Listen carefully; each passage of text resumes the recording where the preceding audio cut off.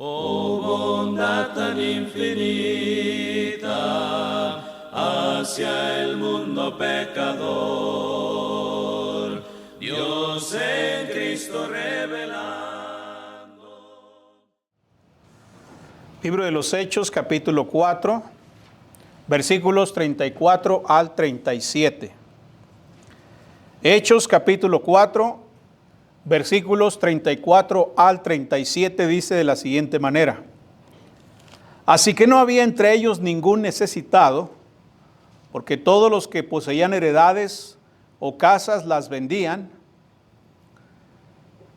y traían el precio de lo vendido y lo ponían a los pies de los apóstoles y se repartía cada uno según su necesidad. Entonces José, a quien los apóstoles pusieron por sobrenombre Bernabé, que traducido es hijo de consolación, levita, natural de Chipre, como tenía una heredad, la vendió y trajo el precio y lo puso a los pies de los apóstoles. El tema que vamos a estar considerando se titula ¿Cómo ser una fuente de aliento y ánimo para otros? ¿Cómo ser una fuente de aliento y ánimo para otros? Hoy quiero compartir con ustedes, mis estimados hermanos, cómo y por qué tratar bien a la gente. Y digo esto porque según la Biblia, existe una manera segura, infalible y garantizada de tratar correctamente y tratar bien a las personas. Funciona en cualquier momento, funciona en cualquier lugar y prácticamente con cualquier persona. ¿En qué consiste eso? Bueno, consiste en alentar a la gente, en transmitirles aliento. El aliento es algo que usted necesita. El aliento es algo que yo necesito también. Es algo vital recibir ánimo de otros. Eso es algo necesario. Vivimos en un mundo donde el hombre tiende a destruir en lugar de construir. Por eso escuchamos de tanta violencia, de tantos abusos, de tanta explotación, de tantas guerras. Esto hace evidente que las palabras que nosotros digamos a otras personas van a tener un efecto en ellas. Las palabras de ánimo que recibimos probablemente serán pocas, porque de una palabra de ánimo que escuchemos, probablemente vamos a escuchar 10 palabras de desaliento. Es decir, que la gente está muy negativa y nos van a decir cosas negativas también a nosotros. A lo largo de los años he conocido gente en la iglesia, por ejemplo, que la única vez que me hablaron para decirme algo importante fue para criticarme. Esas personas nunca tuvieron una buena palabra que decir acerca de mí. Nunca me ofrecieron aliento, sino solamente críticas que, por cierto, ni siquiera tenían un sólido fundamento en la realidad. Lamentablemente, con demasiada frecuencia somos culpables de tomarnos el tiempo para desanimar a alguien, pero muy pocas veces para animarlo. Todo esto contrasta con lo que alguien dijo una vez: escribe tus críticas en polvo y tus elogios en mármol. Sin embargo, muy a menudo hacemos exactamente lo contrario de lo que ese proverbio dice. De hecho, es común que cuando nos equivocamos, muy rápidamente, muy pronto estaremos escuchando voces que nos harán saber una y otra vez sobre el gran error que hemos cometido. Pero, ¿qué escuchamos cuando acertamos?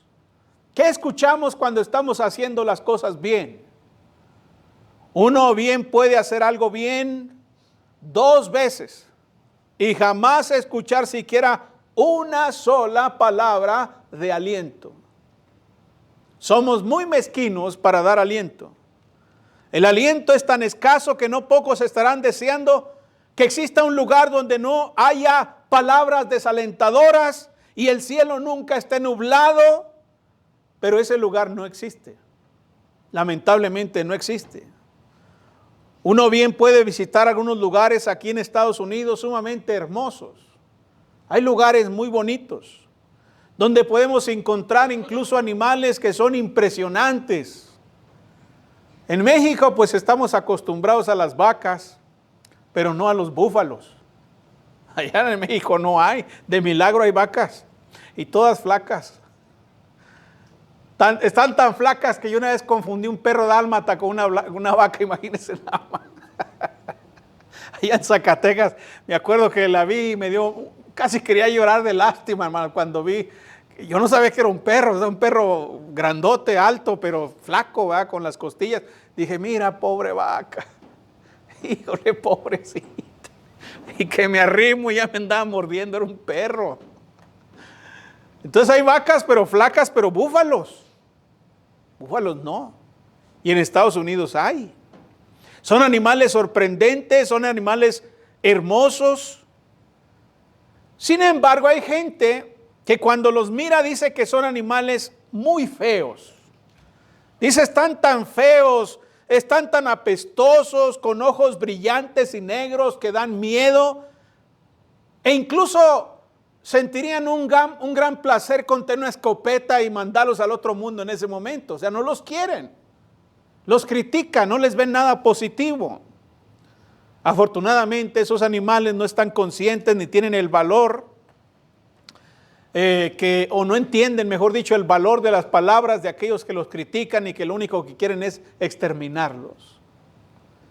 La verdad del asunto es que todos tenemos nuestros detractores, todos tenemos quienes nos desaniman y hay momentos en que todos, absolutamente todos, necesitamos palabras de aliento. La necesidad de ser alentado se hace evidente en los buenos negocios. Pues muchos de los mejores vendedores se destacan y tienen gran éxito precisamente por el aliento que proporcionan a sus clientes que les compran las cosas que venden. Son buenos vendedores, ¿por qué? Porque saben tratar bien a las personas. Por ejemplo, le dicen a alguien, mire, con una gran sonrisa, con positivismo, ¿verdad? Y le dicen, este auto es para gente exitosa como usted. Ay, no, usted se siente en las nubes, ¿verdad? Dice, caramba, dice, no, este auto es para gente exitosa como usted. Este auto es para personas con estilo, con inteligencia y con elegancia. Este auto fue fabricado para usted. Usted ni se fija en el auto. Usted lo que está pensando es, soy una persona con estilo, con elegancia, exitosa. Usted está pensando precisamente en las cosas buenas que le han dicho. ¿Qué hacen las personas entonces ante tales palabras de aliento, ante tales alabanzas? Pues compran el carro. Lo compran. Se dice que un hombre compró un carro, se fue y volvió a los meses y el vendedor dijo, algo le pasó al carro, viene a quejarse, ¿verdad? No. ¿Sabe a qué venía el Señor? Por más palabras de aliento. Extrañaba las palabras de aliento. El carro estaba en perfectas condiciones, funcionaba bien, pero se sintió muy bien con las palabras que el hombre le dijo para que comprara el auto. El hecho es que todos nos desanimamos y necesitamos aliento. Pero no conozco ningún otro lugar en el que se necesite tanto el aliento como en las iglesias. Ahí es donde se necesita mucho aliento. Nunca debemos subestimar la importancia del apoyo mutuo que obtenemos unos de otros cuando damos y cuando recibimos aliento.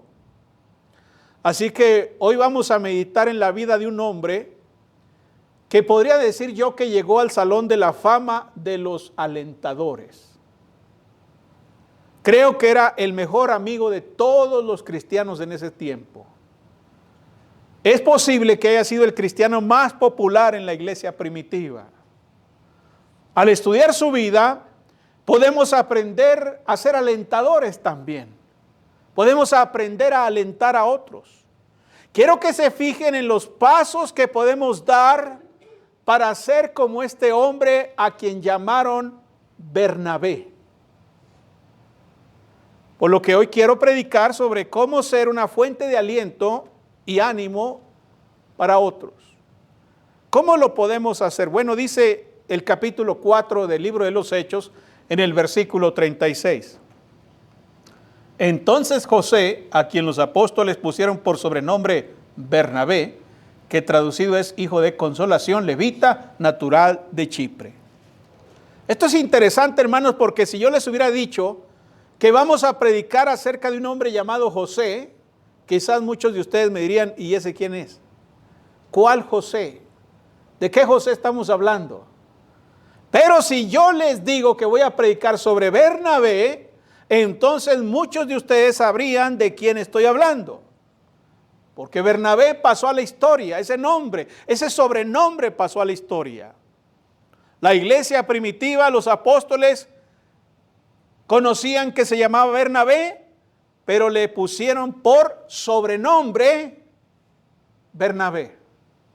No era algo que él traía ya, sino que así fue identificado. Se llamaba José, pero le pusieron por sobrenombre Bernabé, que literalmente significa, dice ahí el texto, ahí está la explicación bíblica, ahí nos dice qué es lo que significa. Ahí está la razón por la cual le pusieron ese nombre. Dice Bernabé, que traducido es hijo de consolación.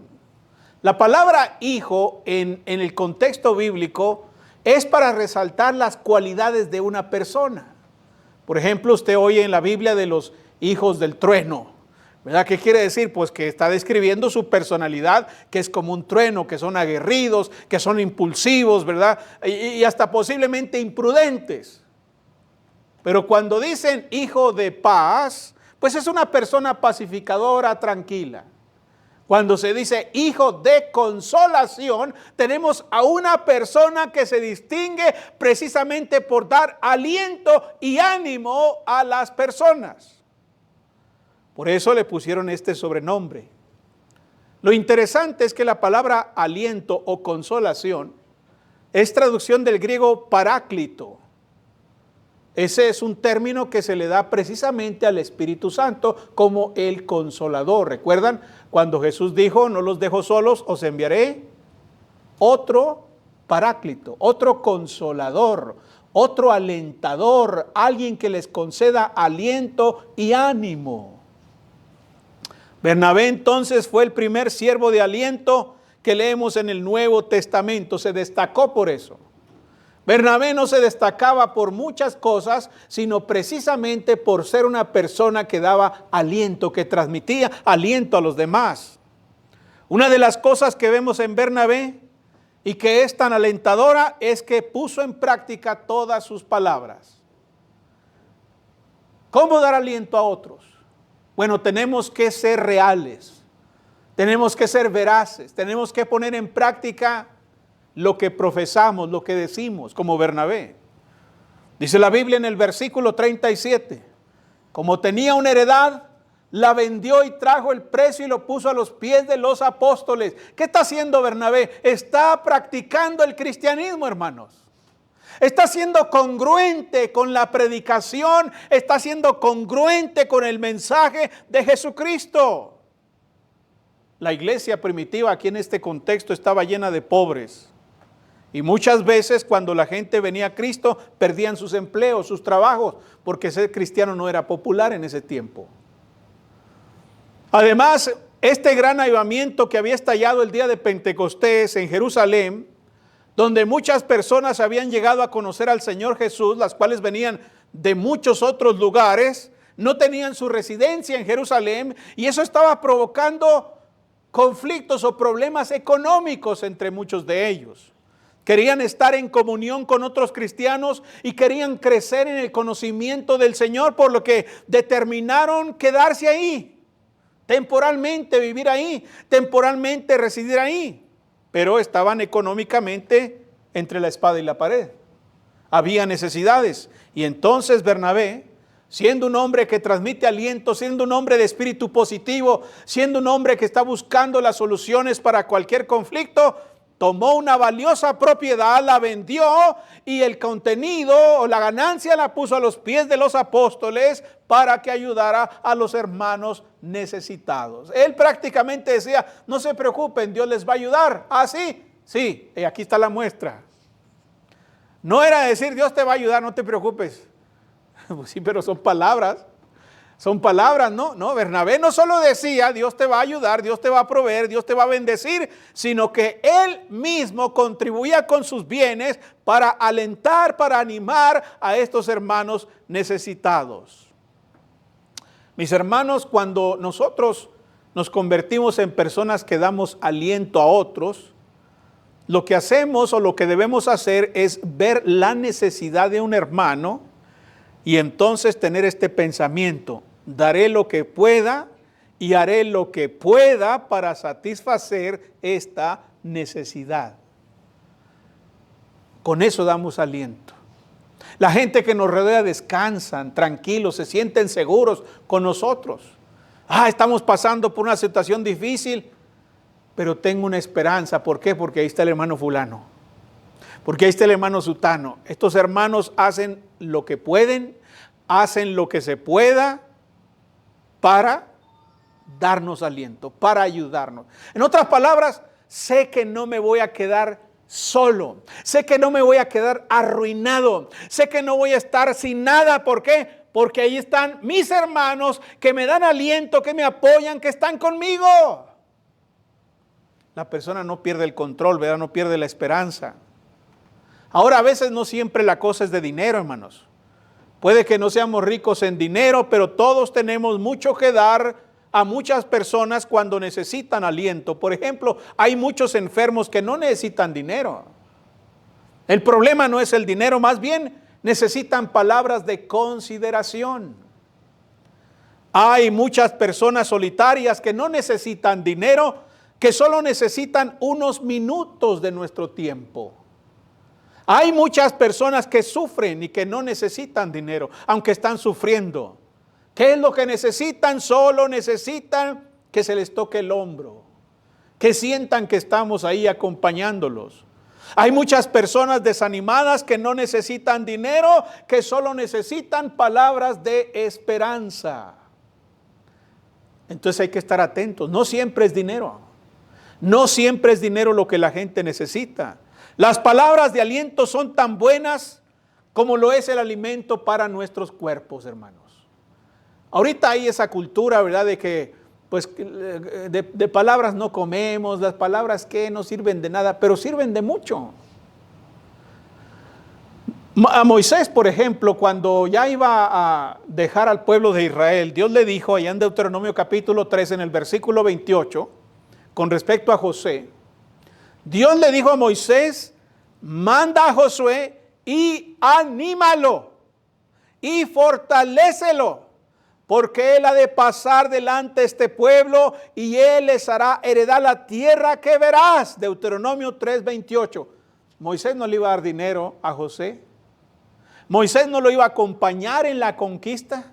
Moisés ya se iba a retirar, ya se iba a ir de ahí, ya no iba a estar a su lado, pero Dios aún así le dijo: anímalo. Eso quiere decir que el aliento, el ánimo que podemos dar no siempre es dinero, no siempre son bienes, son palabras. Anímalo y fortalécelo. Él tiene un gran trabajo, él tiene una gran obra, tiene una tremenda misión y requiero que lo alientes y que lo animes. ¿Cómo lo iba a hacer Moisés? Con palabras. En Isaías capítulo 35, en el versículo 4, el profeta dijo: decídalos de corazón opacado, esforzaos, no temáis. He aquí que vuestro Dios viene con retribución, con pago. Dios mismo vendrá y os salvará. ¿Qué está haciendo el profeta? Está animando, está dando aliento. ¿Cómo? Diciendo cosas. Con palabras, hermanos. Isaías no les está dando dinero. Isaías no les está dando bienes.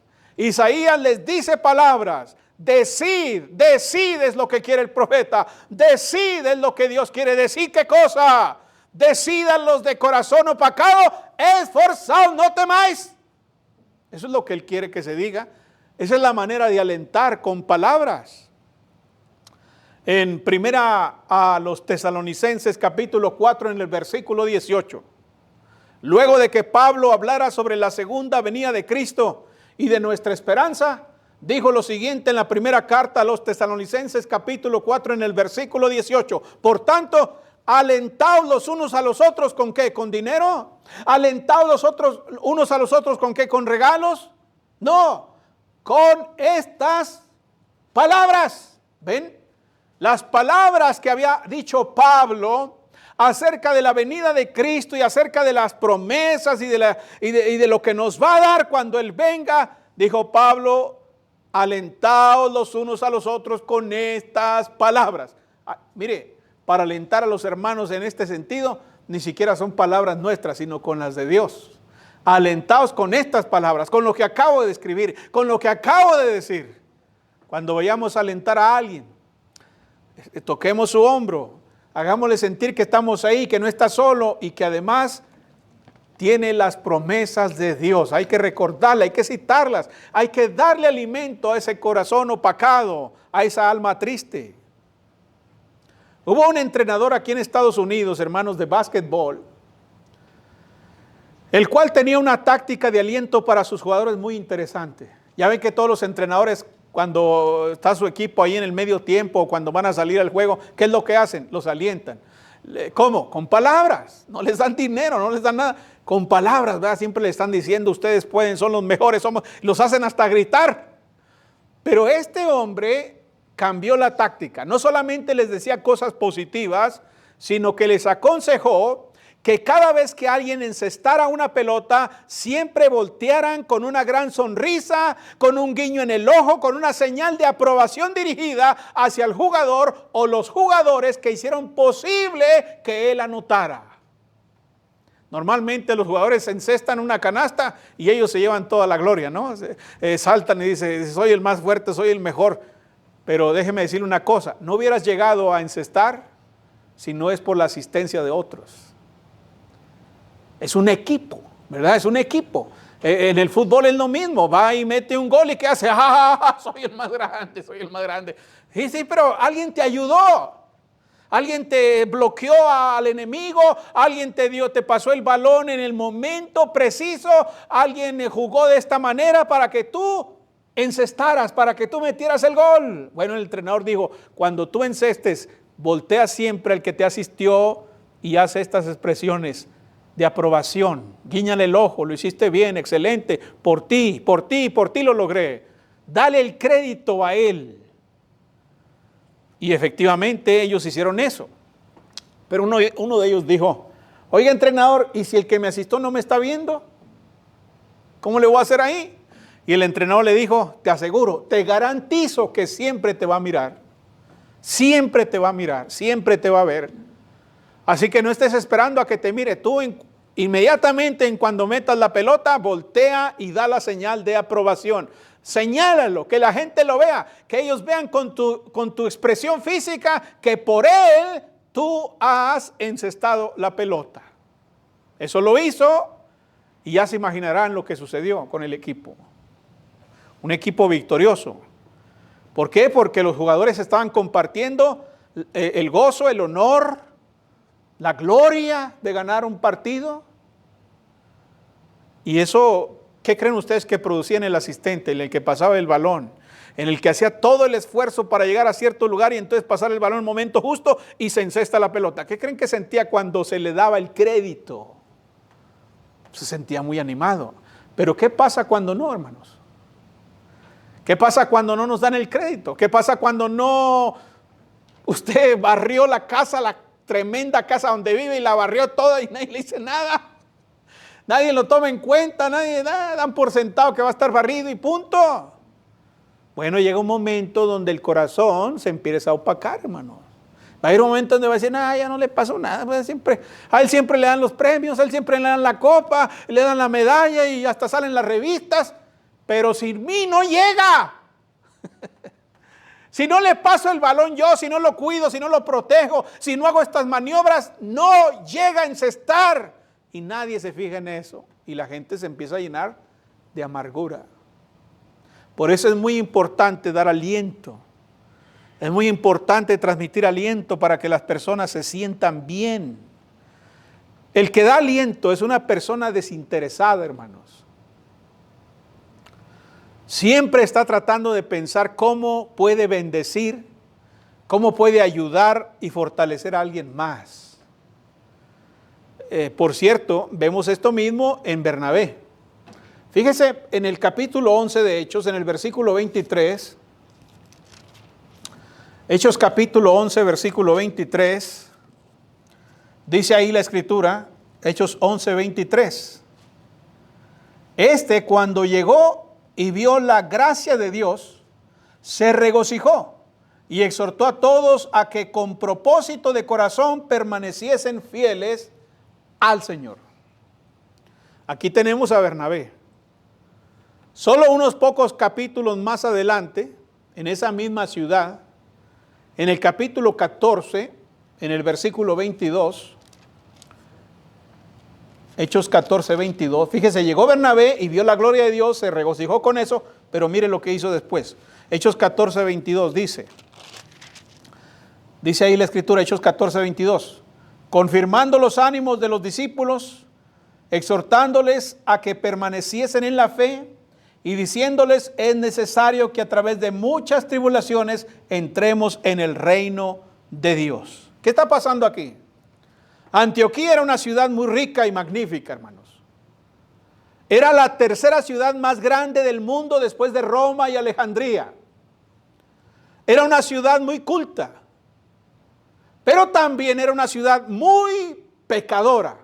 Había mucha maldad. Era una ciudad llena de idolatría, llena de paganismo y un profundo pecado inmoral. La inmoralidad era común. Pero el Espíritu Santo comenzó a obrar en esa ciudad y muchos, pero muchos gentiles creyeron en el Evangelio. Cuando llegaron informes a Jerusalén acerca del avivamiento que estaba ocurriendo allí en Antioquía, los apóstoles decidieron que debían investigar y eligieron a Bernabé para que fuera a ver qué estaba pasando. Pues bien, cuando llega Bernabé, como hemos leído en estos pasajes, llega y se goza, ¿verdad?, de lo que está viendo. Muchos hermanos, había muchos hermanos, se regocija y anima a estos hombres y mujeres a crecer en la fe y a compartir el Evangelio. Por eso, donde leímos hace un momento en el capítulo 11, versículo 24, dice, y mucho pueblo se agregaba al Señor. Ahora, Bernabé podría haberse convertido en el evangelista principal ahí, ¿no?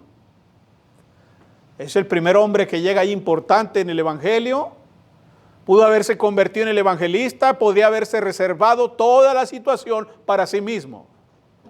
Es más, hasta podría haberse autodenominado el líder de la iglesia en Antioquía. Era cosa tremenda eso. Aparecer en los libros de historia como el líder de la iglesia en Antioquía, porque parece que eso está de moda ahora. Pero, como era una persona que daba aliento, una persona que daba ánimo, se dio cuenta de que no podía manejar la situación en Antioquía por sí solo, sino que necesitaba a alguien con mayores habilidades que él. Recordó a alguien. A su memoria vino un joven erudito hebreo que había conocido antes en Jerusalén, a quien todos le llamaban Pablo. Sabía de su gran formación bíblica y de su gran capacidad para enseñar y predicar el Evangelio. Además tenía antecedentes griegos y sería justo la respuesta a lo que necesitaban estas personas ahí en Antioquía. En otras palabras, Bernabé pensó en el bien de la iglesia y dijo, aquí necesitamos al apóstol Pablo.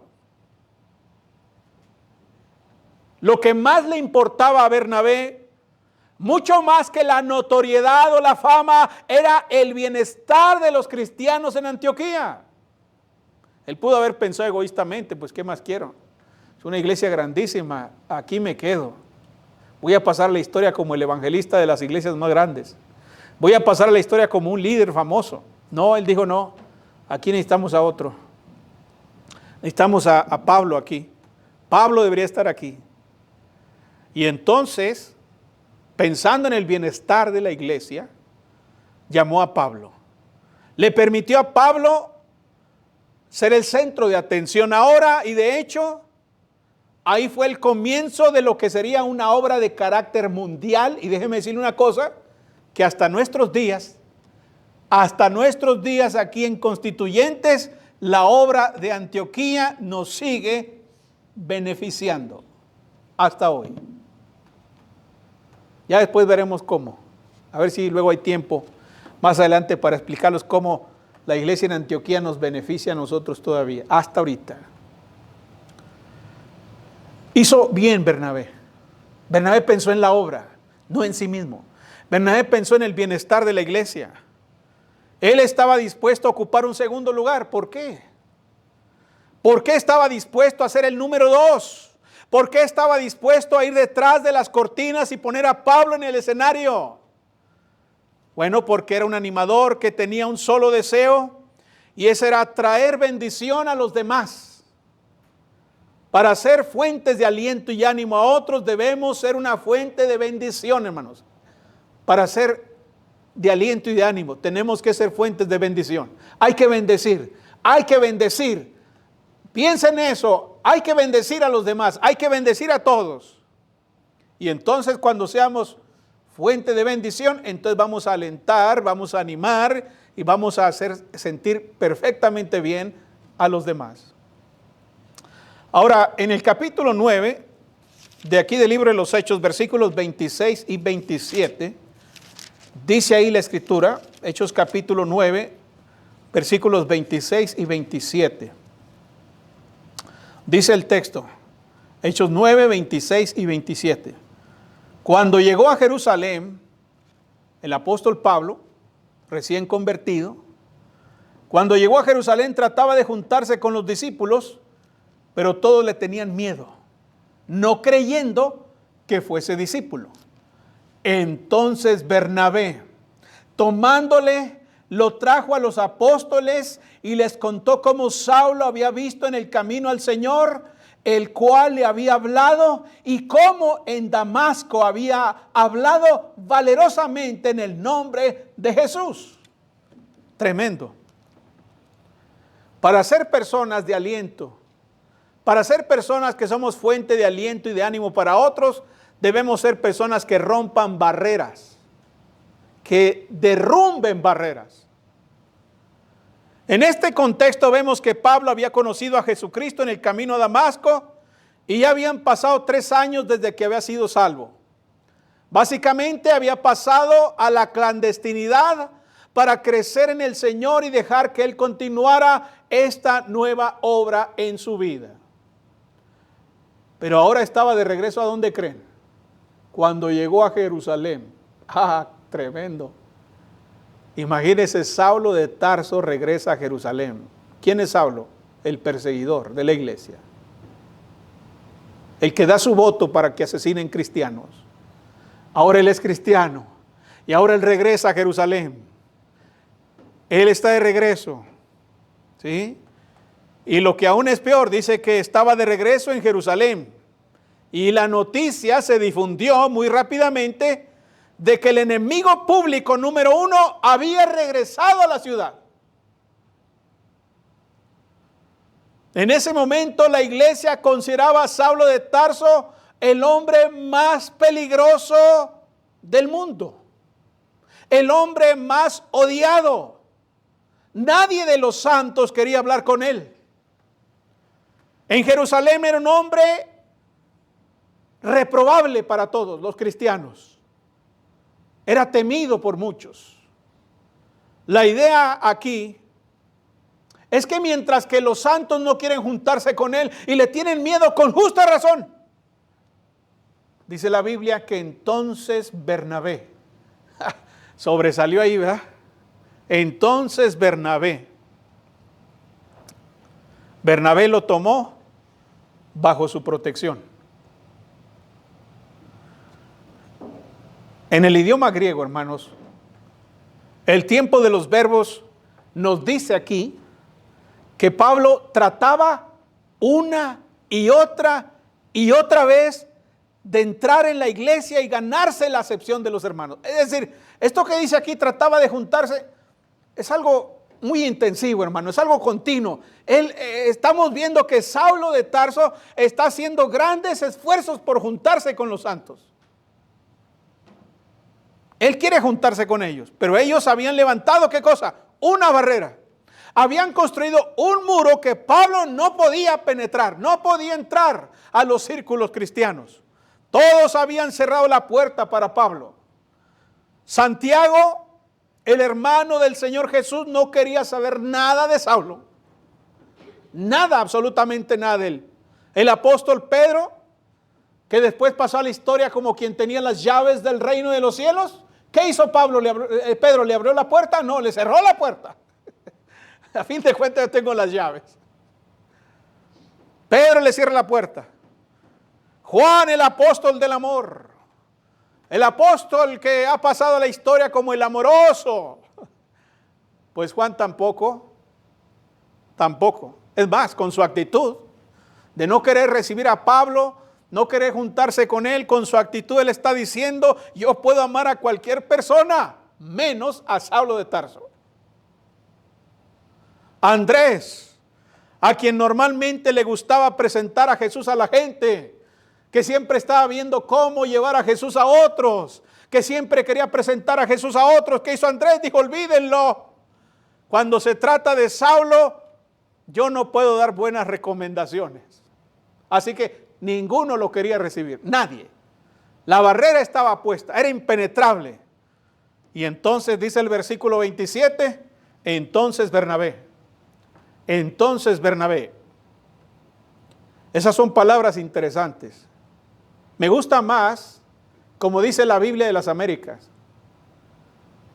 Me gusta más las palabras que usa la Biblia de las Américas, porque aquí en la Reina Valera 60 dice, entonces Bernabé. La Biblia de las Américas dice, pero Bernabé. Es decir, un pero. No entonces, sino pero. Y eso es más enfático con el contexto.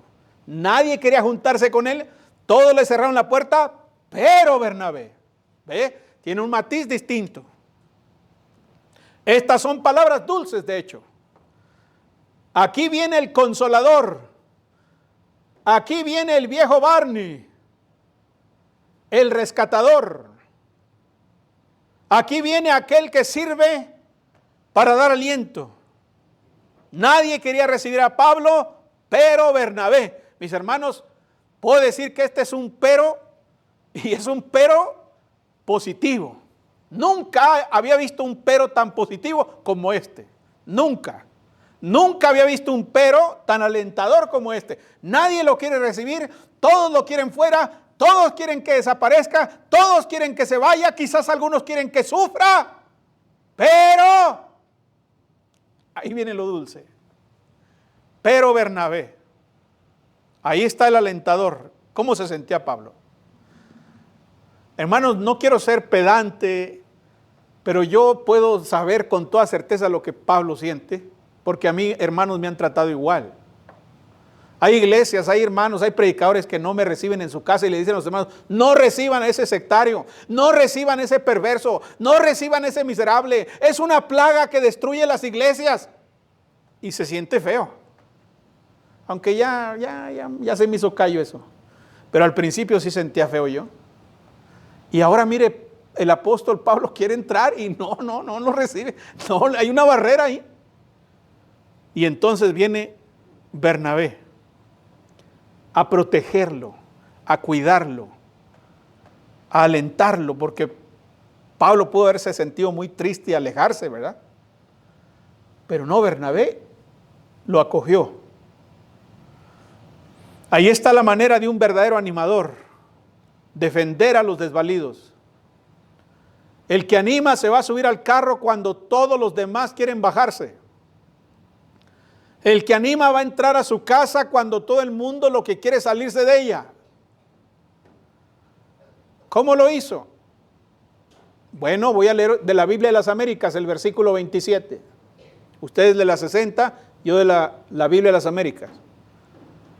Pero Bernabé lo tomó y lo presentó a los apóstoles y les contó cómo Saulo había visto al Señor en el camino y que él había hablado y cómo en Damasco había hablado con valor en el nombre de Jesús. ¿Ya se fijaron en un detalle ahí, hermanos? Hay algo interesante en lo que está diciendo Bernabé. Porque miren, si ustedes leyeron con cuidado, Bernabé no toca el pasado del apóstol. Es más, Bernabé ya está hablando de Saulo como una nueva criatura. Ya no habla de su pasado.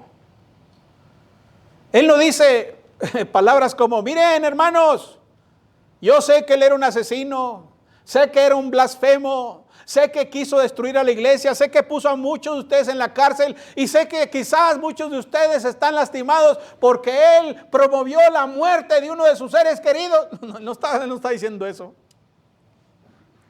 Él no está hablando del pasado, de los pecados de Saulo de Tarso. No, porque Bernabé era un animador. Y los animadores no miran al pasado. ¿Sabe a dónde miran los que dan aliento? Hacia el futuro, hermanos. Los que dan aliento ven hacia el futuro.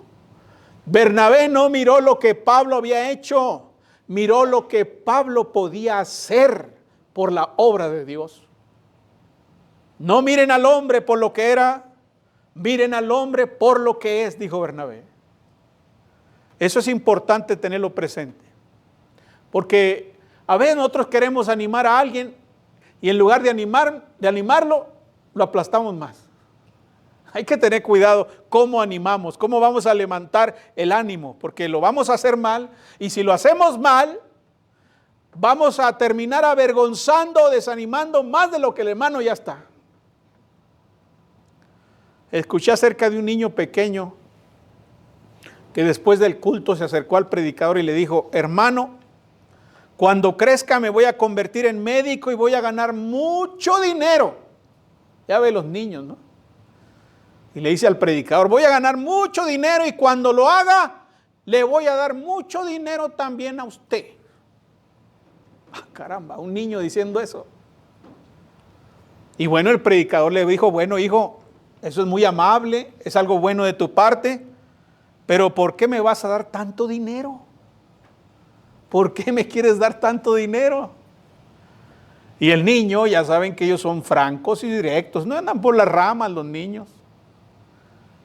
El niño le dijo, porque mi papá dice que eres el predicador más miserable, pobre y andrajoso que hemos tenido. ¿Cómo creen que se sintió el predicador? Así, miserable, pobre y andrajoso, así se sintió. ¿Ven el punto? El niño lo quería animar. Cuando yo sea médico te voy a dar mucho dinero. ¿Por qué? Porque eres el predicador más miserable que ha habido. El niño no sabía, ¿verdad? El niño fue franco y directo. Él no es un animador, él no viene a alentarnos. Él si nos dice, estás feo es porque estamos feos, hermano. Él no está diciendo la verdad, ¿verdad? Entonces, nosotros tenemos que tener cuidado cuando vamos a animar a alguien. He notado algo que es cierto en todos nosotros. Siempre que escuchamos a alguien menospreciarse, por lo general nos está pidiendo ayuda, hermanos. Cuando usted escuche que alguien se está menospreciando, cuando escuche que alguien está hablando de sí mismo negativamente, es porque está pidiendo ayuda. Quiere que lo recuperemos. Pero lamentablemente no nos damos cuenta. A veces hasta lo apoyamos. ¿Verdad? Si alguien dice, no, yo no sirvo para nada. Ah, sí, eres un inútil. Le echamos más tierra de la que él se está echando y no es así, hermanos. Somos como aquel hombre que se sentía deprimido y estaba triste ahí en la mesa con su esposa y le dice, cariño, me siento tan viejo, me siento tan flácido, tan arrugado, tan inútil, tan tonto. Y la esposa le dice, no, no seas tonto, no eres viejo. Punto. ¿Cómo creen que se sintió él? La esposa nada más le dijo, no eres tonto. ¿Y lo demás? Y lo demás, entonces sí soy un viejo, flácido, arrugado, inútil. Ella lo quiso alentar, pero cuando se detuvo ahí que no era tonto y dejó todo lo demás ahí, pues olvídense, se sentía peor el hombre. Así que tenemos que aprender a animar a otros. Hay que ser positivos, hay que ver el futuro, hay que ver las capacidades, hay que pensar en todo lo bueno, todo lo justo, todo lo honesto. Si hay algo digno de alabanza, hay que hablar de esas cosas con la persona. Nosotros, mis hermanos, tenemos que ser animadores. Cuando las personas vengan aquí, los visitantes vengan aquí a la congregación, ellos deben encontrar puentes que se levanten en lugar de barreras. Las barreras deben ser destruidas. Tenemos que derrumbar las barreras que hay cuando viene un visitante, porque viene un visitante aquí y él no nos conoce, él no está en nuestra rutina, él no está en nuestra dinámica. ¿Qué siente él? Se siente incómodo, se siente que no es de aquí, se siente que no encaja. Bueno, nos toca derribar las barreras, como lo hizo Bernabé. Derribar las barreras y construir puentes. Debemos derribar cualquier barrera que sea el racismo, sea el prejuicio. Debemos construir un puente de aceptación, debemos derribar la barrera del prejuicio y construir el puente del amor. Eso es lo que debemos hacer para ser como Bernabé.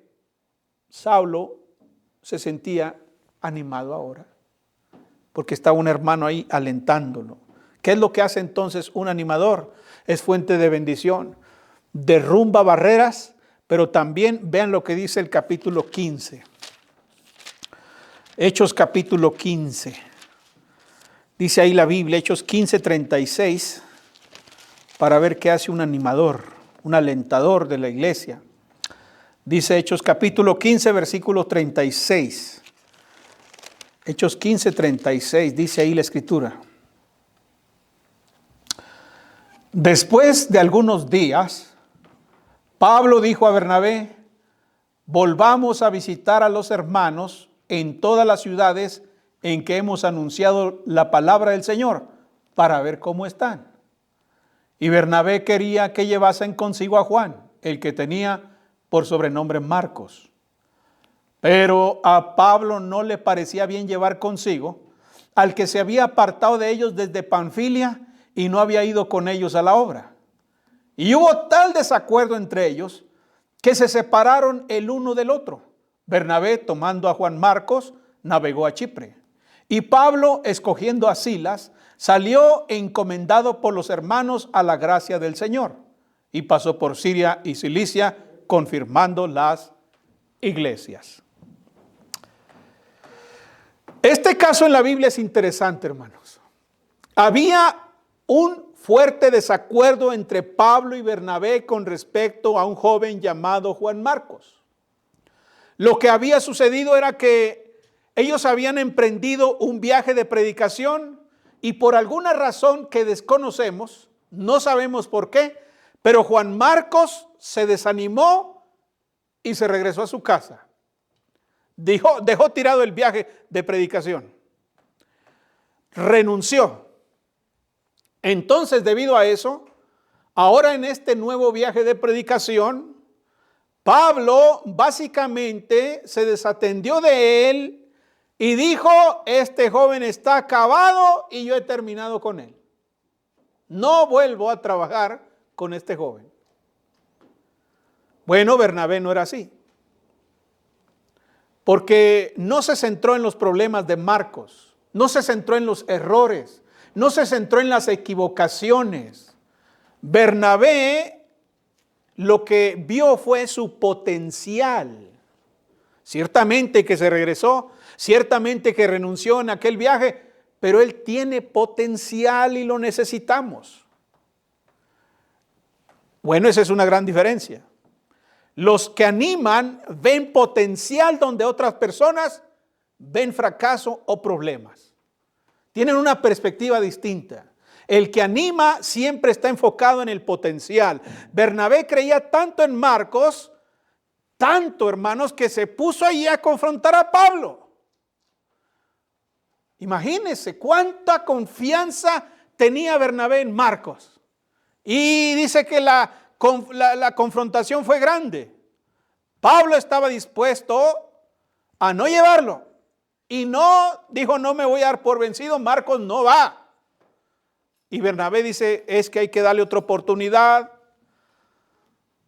¿Qué necesitaba Marcos en este punto? Bueno, Marcos necesitaba a alguien que construyera puentes. Necesitaba una palabra de aliento, necesitaba a alguien que creyera en él, necesitaba que le pusieran su mano en el hombro y le dijeran, tú puedes, tú tienes mucho potencial para la obra, eres necesario para nosotros. Eso era lo que necesitaba escuchar Marcos. El hecho es que todo hombre, por muy fuerte que sea, hermanos, toda persona nunca será un mejor hombre bajo un espíritu de desprecio. Ninguno. Cualquier persona, por muy fuerte que sea, cuando es despreciado y despreciado y despreciado, nunca va a ser el mejor hombre que pudiera ser. Podrá esforzarse mucho, podrá trabajar mucho, pero nunca estará completo en tanto viva en una constante desaprobación y crítica. Pensemos en lo que podría haber sucedido, por ejemplo, si Bernabé no hubiera apoyado a Saulo de Tarso cuando la iglesia no lo quería recibir. ¿Qué hubiera pasado? ¿Qué hubiera pasado si Bernabé dice, tienen razón, él era un asesino, un criminal, un perseguidor de la iglesia, un sinvergüenza, perverso, miserable, nadie lo reciba? ¿Qué hubiera pasado, hermanos? Bueno, tal vez, ¿verdad? Tal vez la cosa hubiera sido distinta en la historia de Saulo de Tarso. Desde una perspectiva humana, quizás no tendríamos las cartas de Romanos, de Tesalonicenses, de Timoteo, Tito. Quizás si Bernabé no hubiera intervenido, no tendríamos esos 14 libros que tenemos hoy, que son del apóstol Pablo. Y quizás la iglesia habría perdido a uno de los más grandes predicadores que jamás ha existido en la historia. ¿Y qué decir de Juan Marcos?